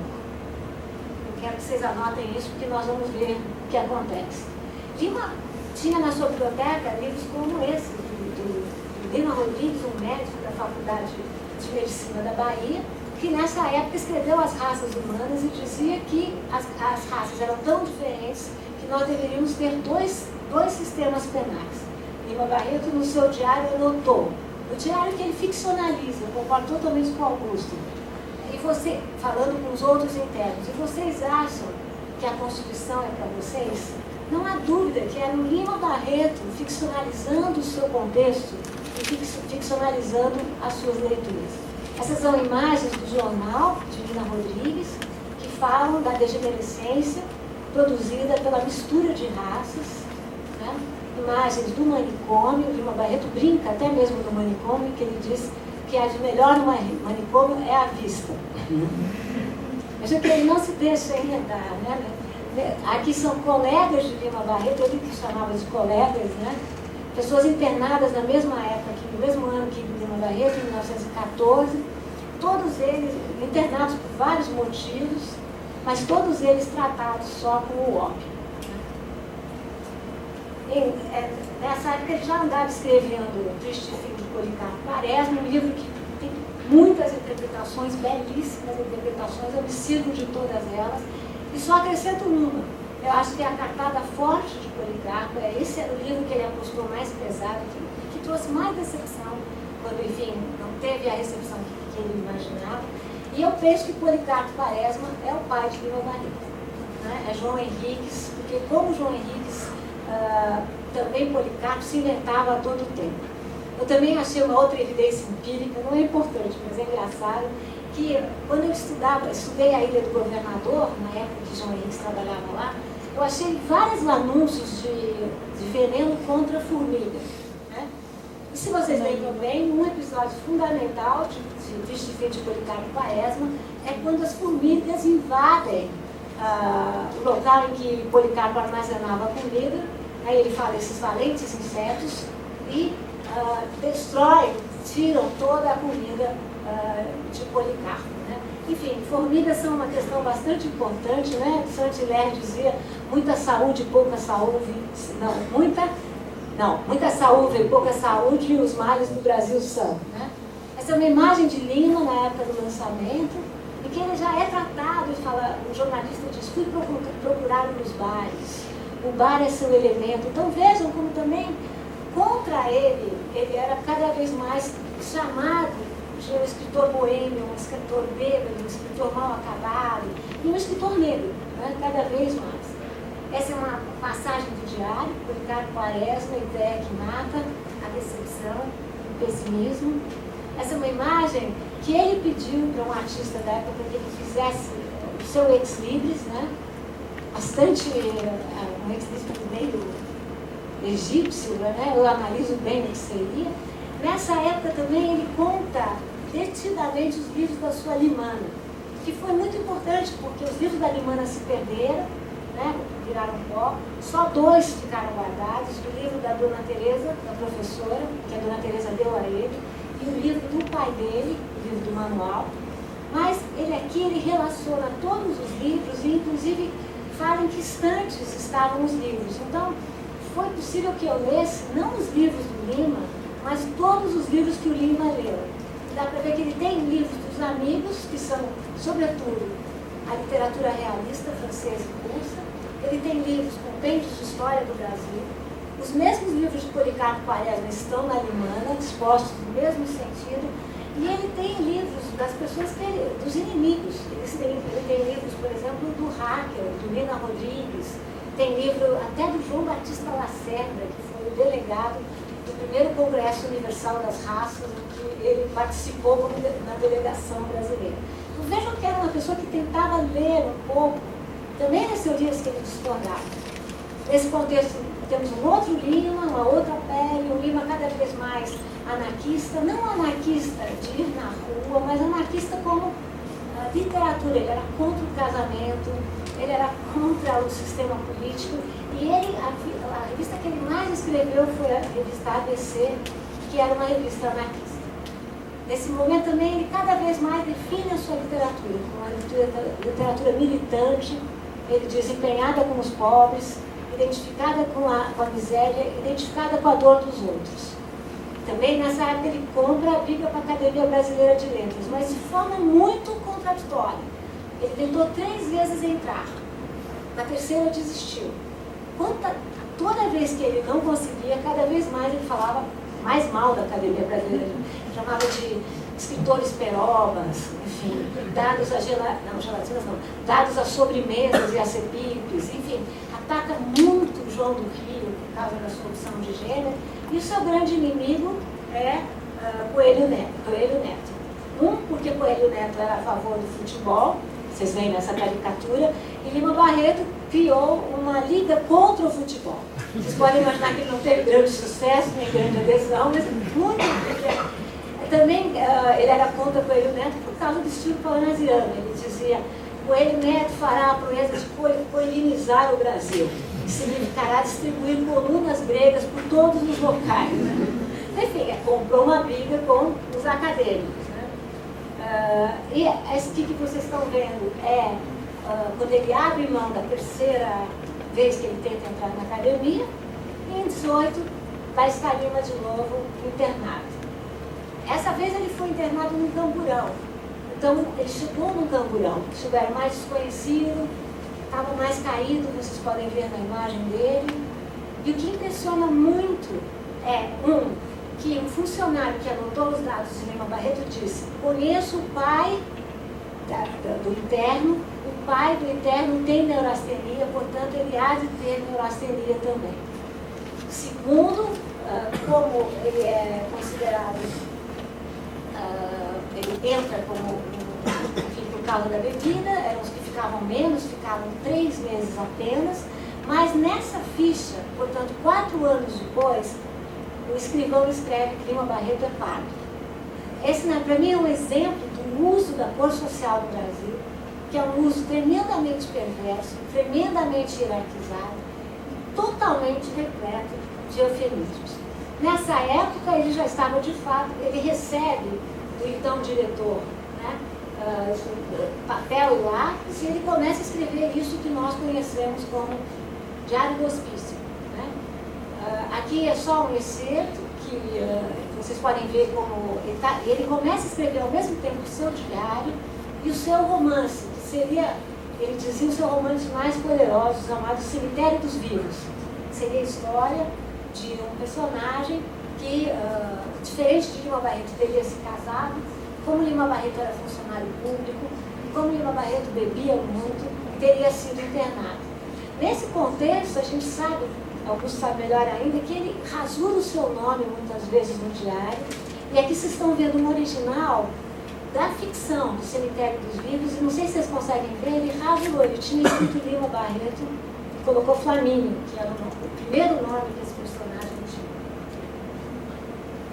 Uma caricatura dele que corresponde muito pouco ao que ele era. Nessa época ele já era visto bem maltrapilho, com 2 sapatos diferentes, um terno muito polido, vocês vejam que a tentativa de construção é de dizer malandro.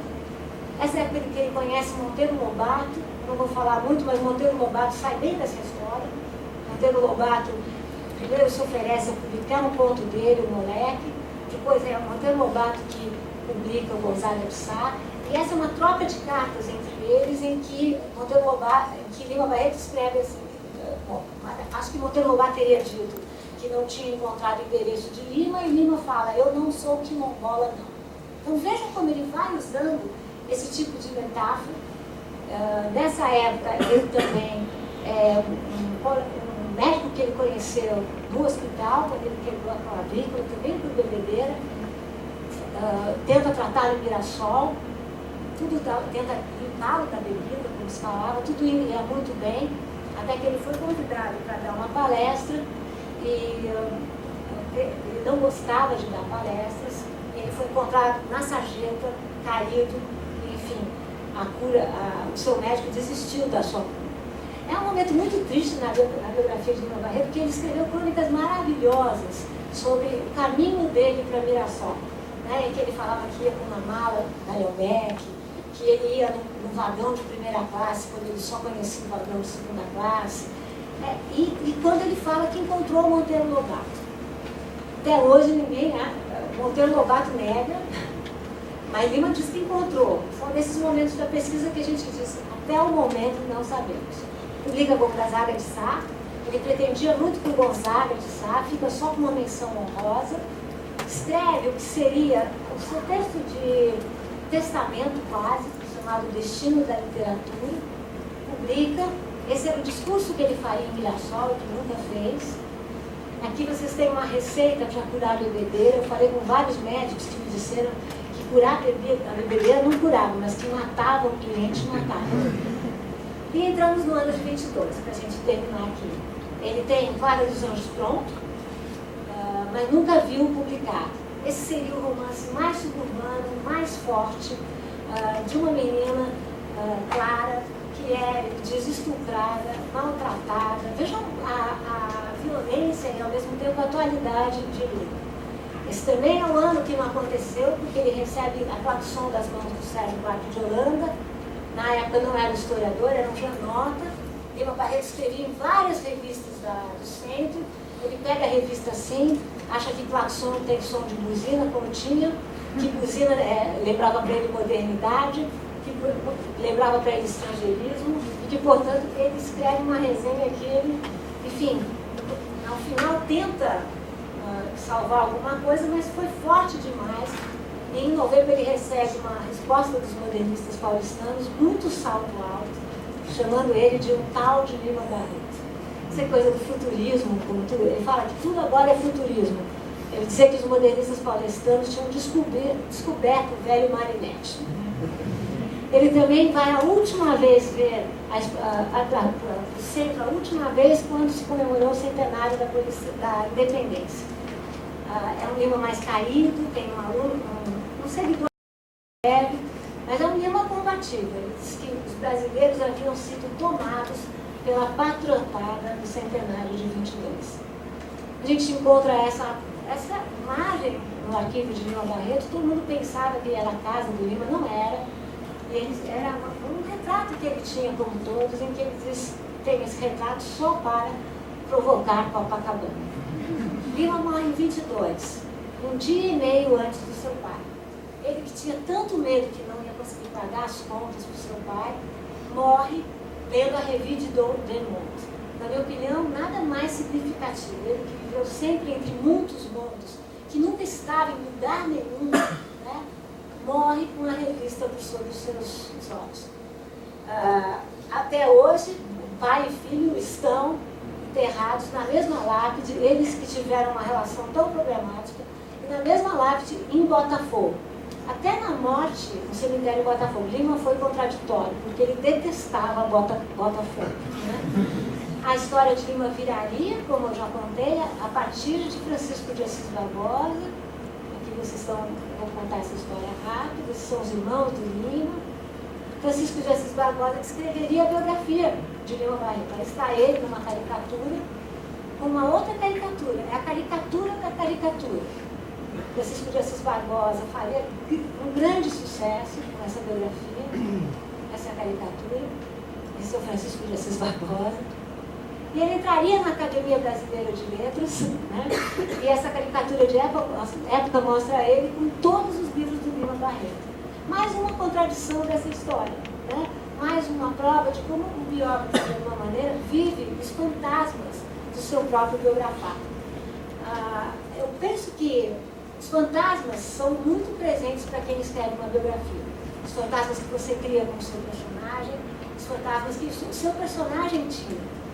Lima também andava nessa época muito cheio de fantasmas, ficcionalizando a sua literatura, como diz Augusto. Eu vou terminar com uma passagem da escritora afro-americana Toni Morrison, que tem um romance maravilhoso chamado Amada, que conta a história de 3 mulheres que viviam sozinhas numa casa, a casa 124. Lendo o livro a gente descobre que uma delas era a mãe, a outra era a filha e a terceira era um fantasma. Na verdade, era a filha daquela mãe que a mãe, que era uma ama de leite, não tinha podido amamentar e que, portanto, ela tinha morrido muito jovem. E Toni Morrison escreve no final, não no final, senão eu dei um spoiler, não é? Ela escreve o seguinte: na casa 124 viviam 3 fantasmas. Na casa 124, o único fantasma que era real era aquele que, na verdade, era um fantasma. Muito obrigada.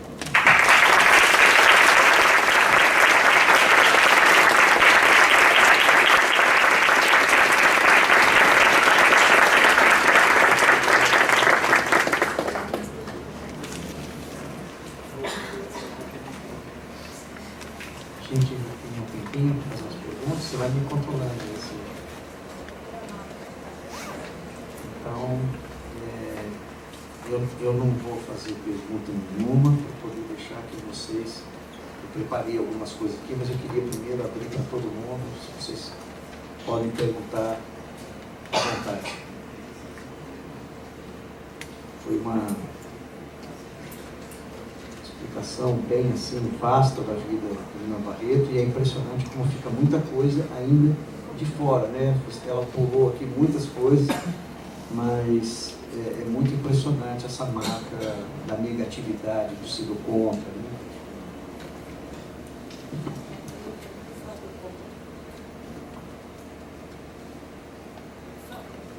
É uma pergunta que serve tanto para a obra do Lima, quanto para a sua obra. O Lima, ele transitava entre jornalismo, comédia, sátira, drama, e você transita entre as áreas acadêmicas. Você acha que a grande resistência ao Lima foi por ele não se dedicar a uma coisa em si só? E se existe alguma resistência a respeito do seu trabalho? Bom, vamos lá. Eu não posso comparar o Lima, né? Mas acho que vamos falar do Lima um pouco. Eu penso que a grande resistência ao trabalho do Lima foi resultado de uma série de elementos. O primeiro elemento é essa atitude do contra, ou seja, que era uma forma, ele dizia isso, ele queria entrar na República das Letras pelo contra. Mas, enfim, ele foi angariando inimigos, né? No jornalismo, na literatura. Né? Coelho Neto fez a nota fúnebre de Lima Barreto. É uma coisa que, coitado do Lima Barreto, porque ele não tenha nenhuma possibilidade de, enfim, que nenhum espírito tenha passado, nenhum fantasma tenha passado. Porque ele usou de uma metáfora academicista para falar da bebida do Lima Barreto. Então, de um lado, é essa atitude do contra. De outro lado, eu penso que é a régua dos modernistas mesmo. Né? Porque a gente sabe que não exatamente no contexto de 22, que eu corri, mas no contexto dos anos 30, passou uma régua dos modernistas paulistanos, né? Que determinou quem era modernista, quem era moderno e quem não era. E, sobretudo, criou uma categoria dos pré-modernistas. Nesse balaio dos pré, cabe qualquer coisa. Inclusive, Lima ficou do lado de quem? Do seu árbitro, do Coelho Neto, né? E outros, né? E João do Rio também. Enfim, eu não estou aqui para avaliar cada um, mas estou dizendo, existem autores muito díspares para estar no mesmo balaio. E acho que esse foi um lado que prejudicou a Lima muito em demasia. Não acho que o fato dele trafegar com tantos gêneros tenha prejudicado. Também o que prejudicou, eu acho, é a sua biografia. É impressionante a gente pensar como ele é um autor, ele é um escritor negro, e como os escritores, como os escritores, muitas vezes, para alguns escritores, o que você faz? Você fala da literatura a partir da biografia. E acho que a gente precisa falar de Lima Barreto com a biografia, mas a partir dos próprios textos de Lima Barreto. Se eu tivesse mais tempo, eu leria Lima Barreto para vocês, eu leria como ele entregava os seus textos mais lapidados, entregava os seus textos mais... Como ele ia fazendo Clara dos Anjos, foi um livro de vida toda. ele datou Clara dos Anjos no diário lá no comecinho. E deu por terminado, mas não publicou, então a gente não sabe se ele só publicou o primeiro capítulo, um carteiro.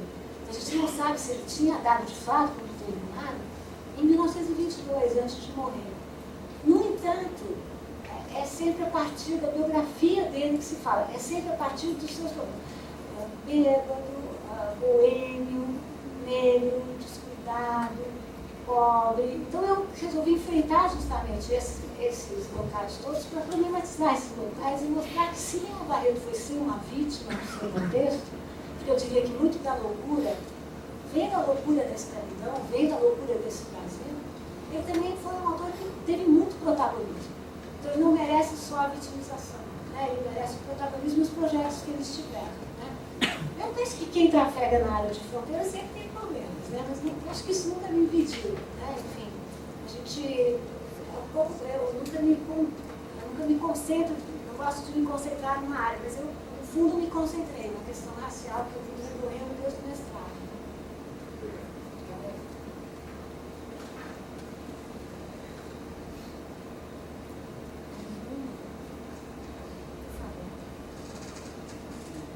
Interessante quando você fala na biografia, não necessariamente se fazem descobertas.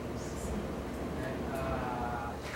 Apesar disso, eu imagino que você descoberto bastante coisa, dentro desse contexto dessa base que você falou.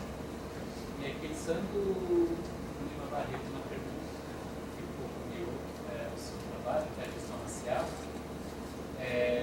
nesse contexto você descobriu alguma coisa diferente da questão racial da época? Ou coisa diferente da Lima Barreto? Uma boa questão.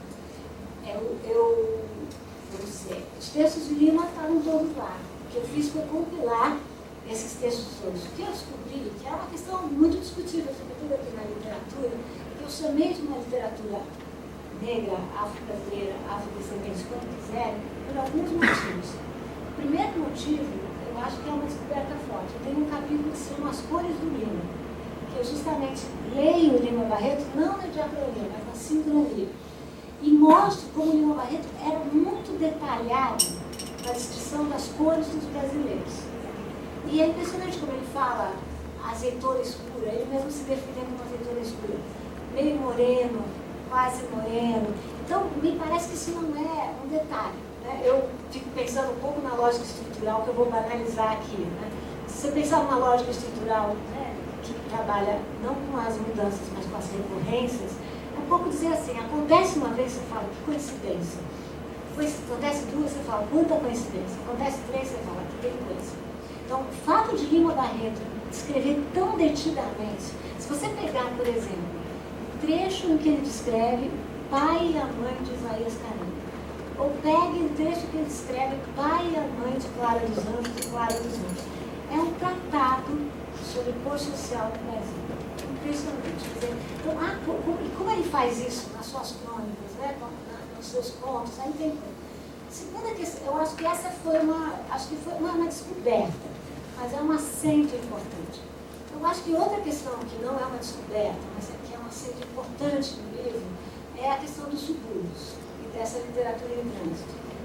As pessoas falavam muito de Lima Barreto do centro, como se chamava, a capital eles chamavam de Vol Centro. Né? Eu não nego, né? Mas eu penso que eu me localizo menos nessa figura romântica do flaner, que vaga pelo centro. Eu acho que ele ia de bar em bar. Eu fazia um mapa dos bares que ele descreve, ele ia de um bar a outro. Então eu fico me perguntando se essa figura benjaminiana, tão interessante do flaner, dá certo para uma pessoa que trabalha, entra, pega no batente cedo, sai e vai beber da sua dor, vai beber do seu isolamento, vai beber da sua solidão. Né? Ou então, quando ele não estava de bar em bar, ele estava de redação em redação. Porque, por exemplo, no ano que ele morre, ele tinha 4 artigos na gaveta, que ele ia e oferecia, ou pedia para os seus amigos oferecerem. Então, também eu penso que eu falei mais sobre o Lima dos subúrbios, da ambivalência dos subúrbios. Ao mesmo tempo que ele cobra que o futebol está estragando a vida dos subúrbios, que não tem mais o chorinho, que os bailes agora são outra coisa, ele é penso que os melhores textos literários do Lima são quando ele descreve os subúrbios. Quando ele descreve o Arrelia, que é o maquinista dos subúrbios. Quando ele descreve os aristocratas dos subúrbios. Quando ele descreve Cassie Jones, que é o vilão, né? Ele não tem quase vilões, né? Ele tem uma literatura assim, de quase vilão, mas o Cassie Jones é o grande vilão mesmo. Ele é cheio de espinhas, né? Tem gados de rima, tudo que Lima não gostava. Né? E aí ele diz, Cassie Jones é branco na régua dos subúrbios, mas quando ele toma o trem e chega na central, ele é negro como os brasileiros. Então, acho que esse trânsito que ele faz, que para mim é uma metáfora grande dessa ambivalência que ele sentia, dessa urgência que ele sentia, ou seja, quando ele estava no centro, ele admirava os suburbanos, quando ele estava no subúrbio, ele admirava o centro, quando ele estava fora dos jornais, ele queria ser jornalista, quando ele estava nos jornais, ele acabava com os jornalistas. Isso aqui, a metáfora do trânsito, eu peguei a partir do trem, e imaginando, e fazendo muitas vezes o percurso. Então, acho que essas são duas questões importantes. Eu acho que a outra questão importante é ter transformado o Francisco de Assis Barbosa num personagem da biografia. Né? Que eu mostro que isso é uma forma de eu desnudar o que é uma biografia.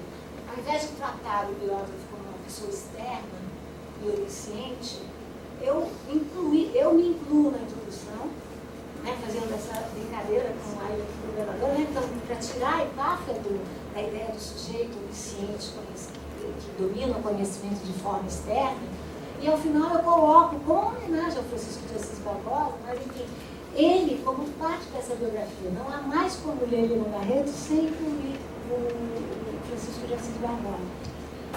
Acho que mais isso. De resto, muitas descobertas de pequenos documentos, por exemplo, o documento da missa, né, o documento da família que agradece, esse tipo de muitas imagens novas. Né? Mas, eu repito, eu acho que faz uma biografia não é tanto a descoberta, não é um ponto bom de biografia, é mais o olho que vê, sabe? O olho que vê que devolve a interpretação. Eu vou... Por favor. Bom, professora, a senhora comentou que sempre tem alguém que levanta a mão e fala, e o Machado, né? É você. Então, o Machado, na juventude, ele destacava o papel civilizador da imprensa, né? E ao longo da vida, ele foi se desencantando com a imprensa até chegar no final da Gazeta de Notícias e jogar pro alto, assim.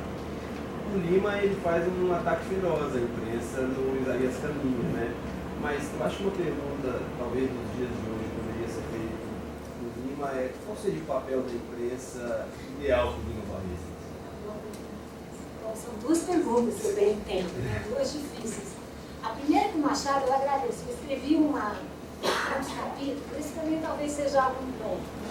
Que se chama Lima, da Biblioteca do Lima, em que eu analiso vagarosamente tanto aquela imagem que é dos livros do Lima Barreto, como eu analiso com cuidado a biblioteca.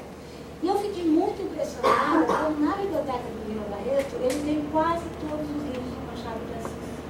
E aí nesse capítulo que se chama Lima, da biblioteca do Lima, tem um subitem que se chama Lima Barreto e Retorno de Machado. E eu estou convencida que, diferente do que a recepção fez, isso também marcou a recepção, essa coisa da recepção dizer que ele é um anti-Machado, né? Então, tem a ver com a sua pergunta, esqueci de comentar. A grande crítica de Lima Barreto é ao agudizamento, o que ele chama de agudizamento da Academia Brasileira de Letras. O que não o impediu de tentar entrar.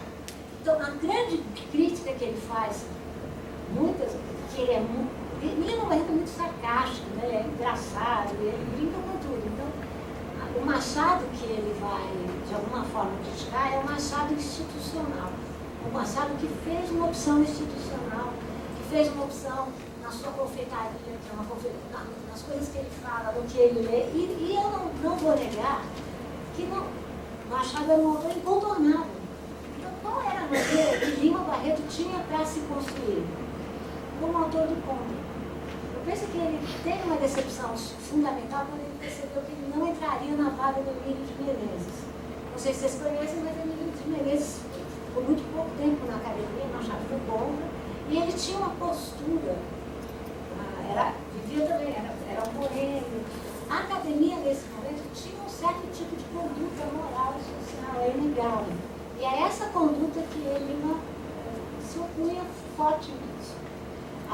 questão do jornalismo. Ele chamava, enfim, usando o Flaubert, ele chamava a imprensa do quarto poder, né?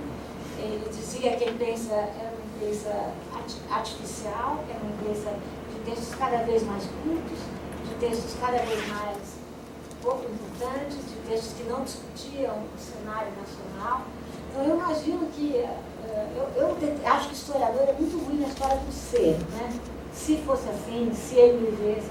Mas então eu vou falar do livro no momento dele. A literatura e o jornalismo que ele queria, que ele desejava, ele diz o que é.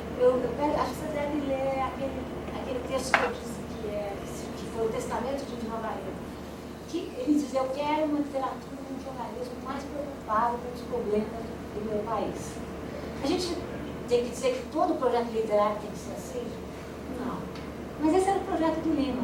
Mas, na época, a literatura de Lima Barreto foi condenada por ser muito autobiográfica. Vocês sabem muito bem que a autobiografia faz grande sucesso, não só no Brasil, como na Austrália, por exemplo. É toda uma biografia, é uma literatura de si, né? Era um pouco isso que ele queria. Enfim, muito isso. Eu vou ler um texto para você ver como é atual. Prometo que é curto. É um texto que ele publica em 1920. Não, 19. A República do Brasil é o regime da corrupção. Todas as opiniões devem, por essa ou aquela paga, ser estabelecidas pelos poderosos do dia. Ninguém admite que se divirja deles, e para que não haja divergência, puxa a atualidade, há a verba secreta, os reservados desse ou daquele ministério, e os empreguinhos que os medíocres não sabem conquistar por si só e por independência. Por um trecho de... Continuo por ele. Ninguém quer discutir, ninguém quer agitar ideias, ninguém quer dar a emoção. Todos querem comer. Comem os juristas, comem os filósofos, comem os médicos, comem os romancistas, comem os políticos, comem os engenheiros, comem os jornalistas. O Brasil é uma vasta comunidade. Gente, eu vou ter que fazer o trabalho desagradável de dizer que a gente não tem mais tempo para perguntas.